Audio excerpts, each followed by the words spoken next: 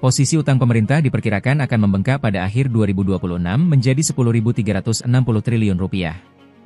Ekonom Bright Institute Awalil Rizky mengatakan, defisit anggaran pendapatan dan belanja negara, APBN, 2026 yang melebar membuat pemerintah harus menutupnya dengan mengambil utang lebih besar.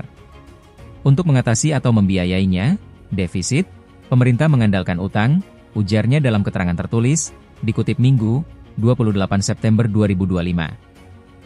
Untuk diketahui, defisit APBN 2026 ditetapkan sebesar 689,15 triliun rupiah atau setara 2,68% dari produk domestik bruto, PDB.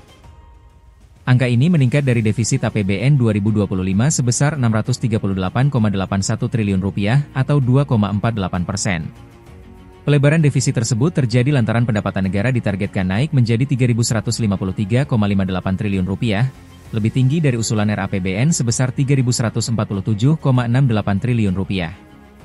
Sementara belanja negara ditetapkan 3.842,73 triliun rupiah, meningkat dari rencana awal 3.786,49 triliun rupiah. Untuk menutup pelebaran defisit, pemerintah menyiapkan pembiayaan anggaran yang lebih besar. APBN 2026 menetapkan pembiayaan utang sebesar 832,21 triliun rupiah, meningkat dari usulan sebelumnya. Dari jumlah itu, 799,53 triliun rupiah akan bersumber dari penerbitan surat berharga negara, SBN, neto dan 32,67 triliun rupiah dari pinjaman. Menurut Awalil, angka tersebut belum memperhitungkan pembayaran pokok utang jatuh tempo yang diperkirakan mencapai 800 triliun rupiah.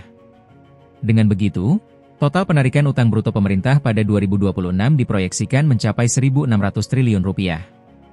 Sementara posisi utang pemerintah telah berada di level 8.813 triliun rupiah per 31 Desember 2024. Kemudian, outlook pembiayaan utang neto APBN 2025 sebesar 715,5 triliun rupiah dan pada APBN 2026 sebesar 832,2 triliun rupiah.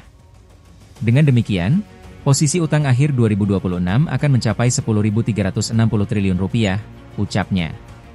Awalil menambahkan, 2 tahun pertama pemerintahan Presiden Prabowo akan ditandai dengan defisit yang lebih lebar dibandingkan periode sebelumnya, kecuali saat pandemi COVID-19. Sebagai informasi, rata-rata defisit era Presiden Susilo Bambang Yudhoyono hanya 1,19% PDB, sedangkan pada periode pertama Presiden Joko Widodo mencapai 2,32%. Defisit sempat melonjak saat pandemi menjadi 6,14% pada 2020 dan 4,57% pada 2021, lalu turun kembali ke level 2,3% pada 2024. Untuk mengatasi atau membiayai defisit diperlukan penerimaan pembiayaan dengan nilai setara, yang disebut sebagai item pembiayaan anggaran, tuturnya.